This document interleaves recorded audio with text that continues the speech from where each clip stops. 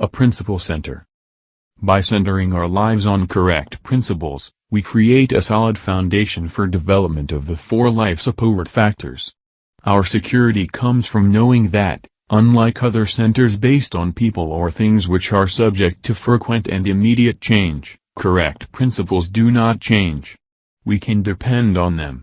Principles don't react to anything. They won't divorce us or run away with our best friend. They aren't out to get us. They can't pave our way with shortcuts and quick fixes. They don't depend on the behavior of others, the environment, or the current fad for their validity. Principles don't die. They aren't here one day and gone the next. They can't be destroyed by fire, earthquake, or theft.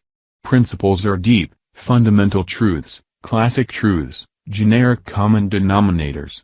They are tightly interwoven threads running with exactness, consistency, beauty, and strength through the fabric of life.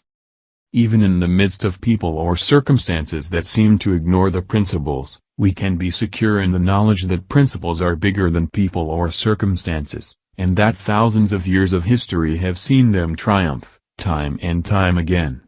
Even more important, we can be secure in the knowledge that we can validate them in our own lives, by our own experience.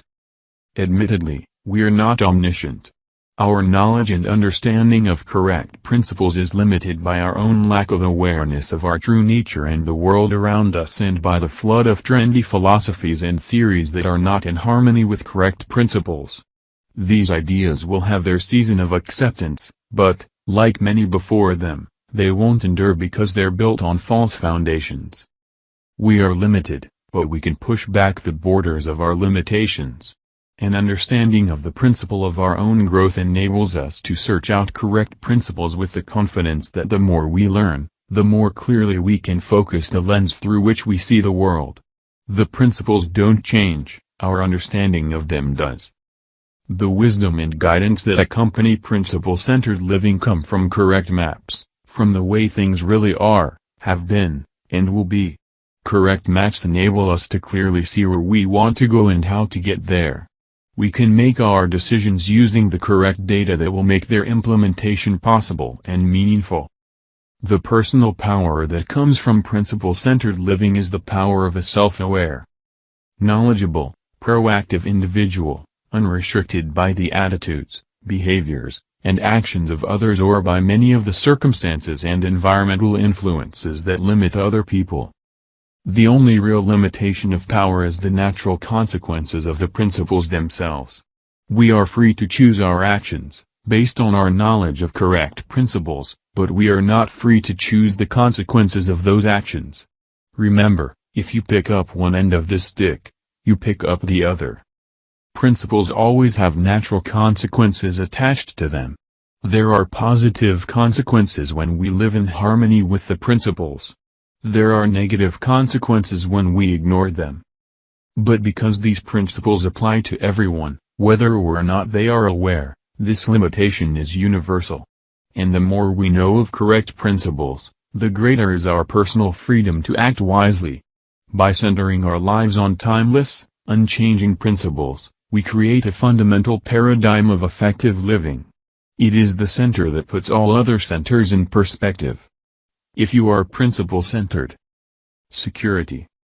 Your security is based on correct principles that do not change, regardless of external conditions or circumstances. You know that true principles can repeatedly be validated in your own life, through your own experiences. As a measurement of self-improvement, correct principles function with exactness, consistency, beauty and strength. Correct principles help you understand your own development, endowing you with the confidence to learn more, thereby increasing your knowledge and understanding. Your source of security provides you with an immovable, unchanging, unfailing core, enabling you to see change as an exciting adventure and opportunity to make significant contributions. Guidance. You are guided by a compass which enables you to see where you want to go and how you will get there. You use accurate data which makes your decisions both implementable and meaningful. You stand apart from life's situations and circumstances and look at the balanced whole.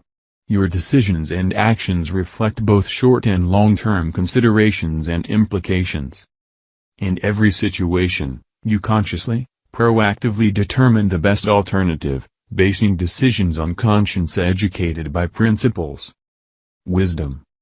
Your judgment encompasses a broad spectrum of long-term consequences and reflects a wise balance and quiet assurance. You see things differently and thus you think and act differently from the largely reactive world. You view the world through a fundamental paradigm for effective, provident living. You see the world in terms of what you can do for the world and its people. You adopt a proactive lifestyle, seeking to serve and build others. You interpret all of life's experiences in terms of opportunities for learning and contribution. Power. Your power is limited only by your understanding and observance of natural law and correct principles and by the natural consequences of the principles themselves. You become a self-aware, knowledgeable, proactive individual, largely unrestricted by the attitudes, behaviors, or actions of others. Your ability to act reaches far beyond your own resources and encourages highly developed levels of interdependency. Your decisions and actions are not driven by your current financial or circumstantial limitations. You experience an interdependent freedom. Remember that your paradigm is the source from which your attitudes and behaviors flow. A paradigm is like a pair of glasses, it affects the way you see everything in your life. If you look at things through the paradigm of correct principles, what you see in life is dramatically different from what you see through any other centered paradigm. I have included in the appendix section of this book a detailed chart which shows how each center we've discussed might possibly affect the way you see everything else. But for a quick understanding of the difference your center makes, let's look at just one example of a specific problem as seen through the different paradigms. As you read, try to put on each pair of glasses. Try to feel the response that flows from the different centers. Suppose tonight you have invited your wife to go to a concert. You have the tickets, she's excited about going. It's 4 o'clock in the afternoon. All of a sudden, your boss calls you into his office and says he needs your help through the evening to get ready for an important meeting at 9 a.m. tomorrow. If you're looking through spouse-centered or family-centered glasses, your main concern will be your wife. You may tell the boss you can't stay and you take her to the concert in an effort to please her. You may feel you have to stay to protect your job, but you'll do so grudgingly, anxious about her response, trying to justify your decision and protect yourself from her disappointment or anger. If you're looking through a money-centered lens, your main thought will be of the overtime you'll get or the influence working late will have on a potential raise. You may call your wife and simply tell her you have to stay, assuming she'll understand that economic demands come first. If you're work-centered, you may be thinking of the opportunity. You can learn more about the job. You can make some points with the boss and further your career. You may give yourself a pat on the back for putting hours well beyond what is required, evidence of what a hard worker you are. Your wife should be proud of you. If you're possession-centered, you might be thinking of the things the overtime income could buy. Or you might consider what an asset to your reputation at the office it would be if you stayed. Everyone would hear tomorrow how noble, how sacrificing and dedicated you are. If you're pleasure-centered, you'll probably can to work and go to the concert, even if your wife would be happy for you to work late. You deserve a night out.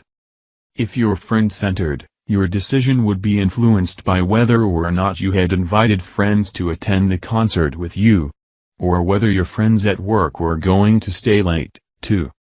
If you're enemy-centered, you may stay late because you know it will give you a big edge over that person in the office who thinks he's the company's greatest asset.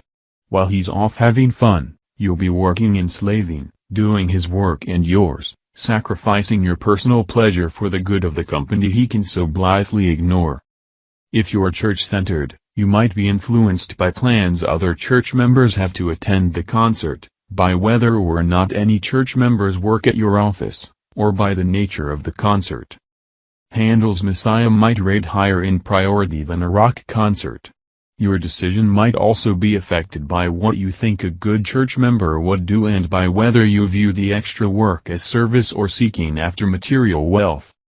If you're self-centered, you'll be focused on what will do you the most good. Would it be better for you to go out for the evening? Or would it be better for you to make a few points with the boss?